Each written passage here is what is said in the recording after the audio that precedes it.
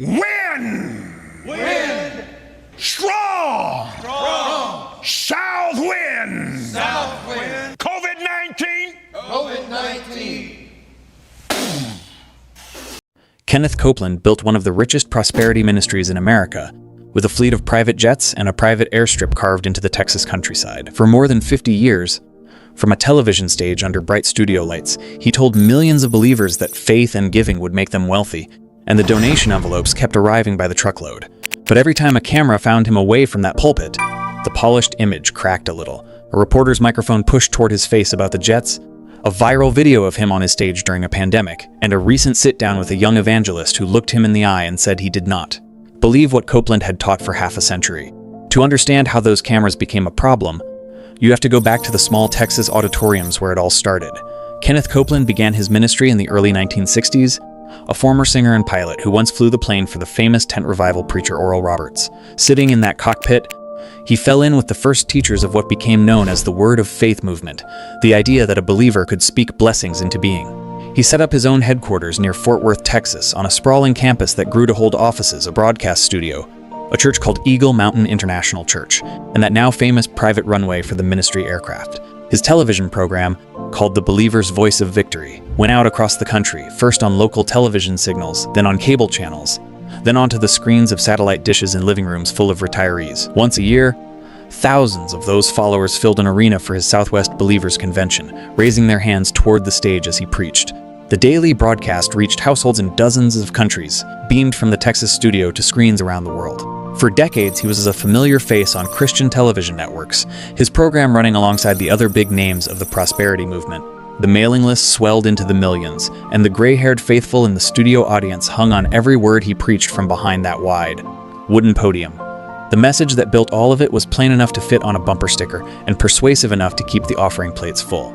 Standing in front of his television cameras, Copeland taught that the words you speak out loud have the ability to shape your bank account, your health, and your future. He taught that when you mail money to his ministry, especially money you can barely spare, you plant a seed that God is bound to multiply back to you many times over. On the television screen, the testimonies rolled past in a steady stream. The canceled debts, the surprise checks in the mailbox, the healings at the altar, all of it offered as proof that the formula worked. He gave the teaching a name his audience could repeat: seed faith, the idea that your gift was a seed and your harvest was coming. He spoke often of a 100-fold return, telling the camera that $1 given in faith could come back 100 times over. Glossy partner letters arrived in mailboxes between broadcasts, each one asking for another seed and promising another harvest just ahead. Critics who studied the broadcasts said he leaned on a handful of Bible verses about sowing and reaping, lifted away from the chapters around them. To the believer in the recliner, though, the chain of logic on screen felt airtight: give in faith, name your need, and wait for the blessing to arrive in the mail. For an older viewer on a fixed income, staring at a stack of medical bills on the kitchen table, that promise on the screen was hard to turn off. If you want more stories like this one, the subscribe button keeps them coming to you. The trouble was always in the contrast between the message on the screen and the man delivering it. While the broadcasts asked widows and pensioners to sow their seed into an envelope, the ministry itself was buying aircraft. Copeland's organization has owned a series of private jets over the years, parked at that private airstrip on the Texas campus, and at one point the ministry openly raised money from supporters to help pay off a Gulfstream jet. His lakefront parsonage, built on ministry land beside the water, has been reported to be worth millions of dollars.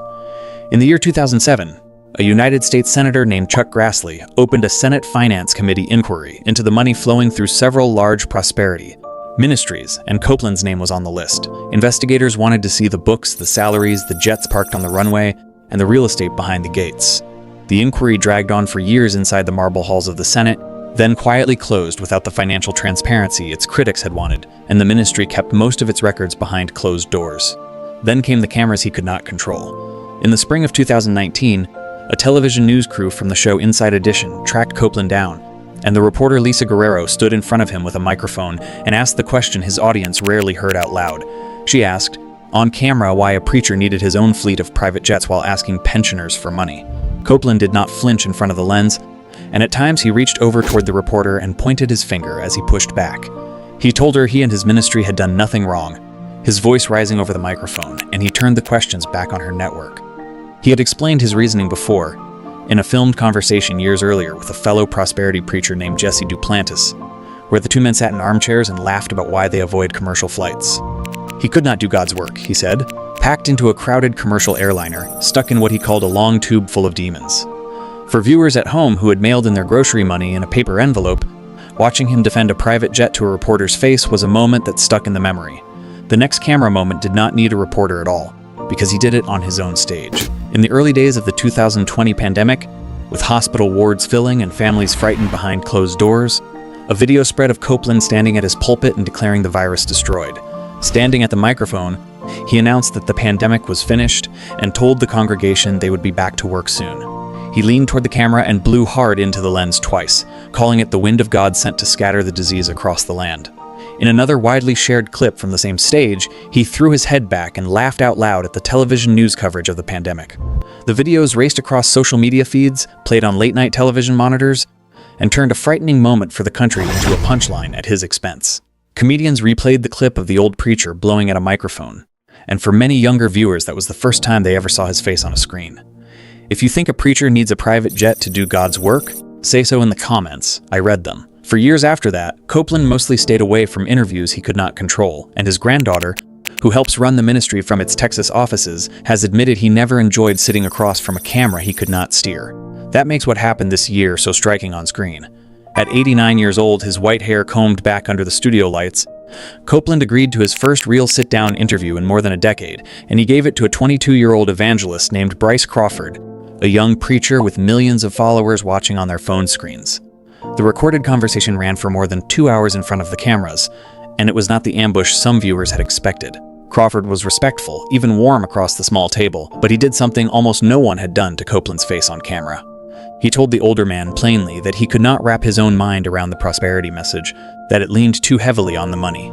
He asked Copeland to open the Bible and show him where it teaches that giving money produces personal wealth, the question critics had aimed at the ministry for decades. Copeland's granddaughter, who agreed to the interview on the family's behalf, later said the conversation was an easy decision once Crawford's team reached out. Copeland defended the message he had preached his whole life, leaning forward in his chair and telling stories from his early days in ministry. The two men talked past their disagreement without raised voices or walkouts, and Crawford later described him simply as a sweet old man with a lot of stories. When the interview was released on Crawford's podcast in the spring of this year, it spread quickly across Christian media and racked up a wave of reaction videos and articles. What made it land with viewers was not a meltdown on camera.